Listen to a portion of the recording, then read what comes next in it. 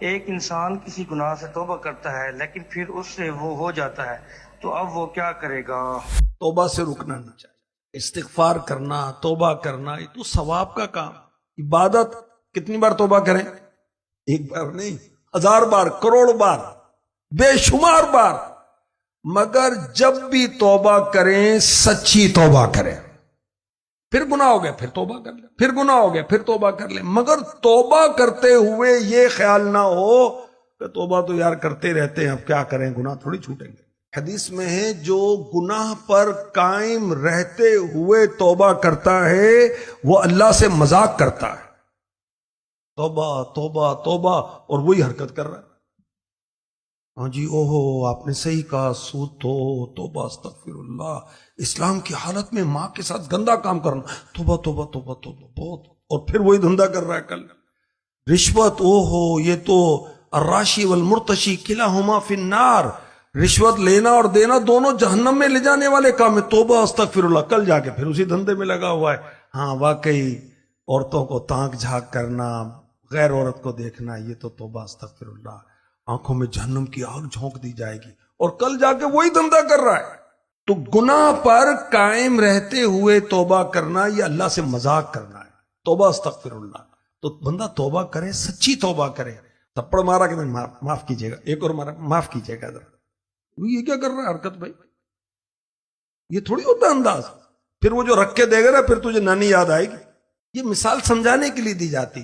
جب آپ اس سے سوری کر رہے ہیں تو اپنی حرکت بھی تو چھوڑیں گے نا۔ تو توبہ کر رہے ہیں، توبہ کیا ہے؟ اپنے گناہ کا اقرار کہ ہاں یا اللہ میں نے نافرمانی کی تیری، شرمندگی، شرمسار ہو، الندم توبۃ، شرمندگی توبہ ہے، اور پھر عزم مصمم، پکا ارادہ کہ اب نہیں کروں گا، توبۃ النصوح قرآن نے کہا، یہ سچی توبہ۔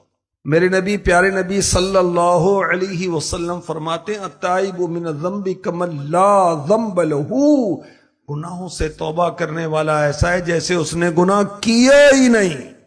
سچی توبہ سے گناہ معاف ہوتے ہیں۔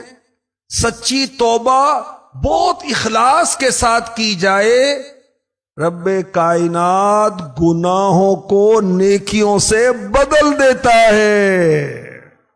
حدیث پاک میں ارشاد ہوا، جب بندہ اپنے گناہوں سے توبہ کرتا ہے اللہ تبارک و تعالیٰ اپنے بندے سے راضی ہوتا ہے، خوش ہوتا ہے۔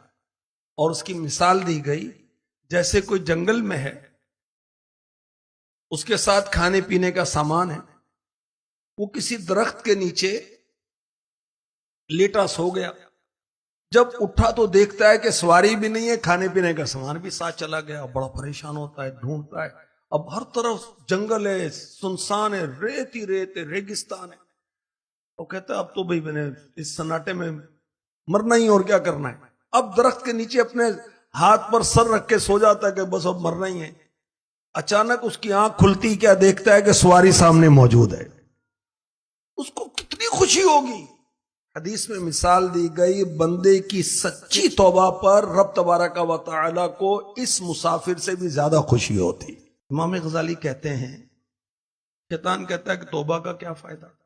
ارے بھائی توبہ سے پچھلے گناہ معاف ہو جاتے ہیں، اگر دوبارہ گناہ کیا تو چلے بھائی، وہ ایک ہی ہوا نا، پچھلے تو معاف ہوئے، اگر سچی توبہ تھی۔ امام غزالی فرماتے ہیں جب تو گناہ نہیں چھوڑ پاتا تو توبہ کیوں چھوڑتا ہے؟ بھی گناہ تو چھوٹ نہیں رہا، توبہ چھوڑ دی، کیوں چھوڑے توبہ کو بھائی؟ اپنے رب سے توبہ کرتے رہے۔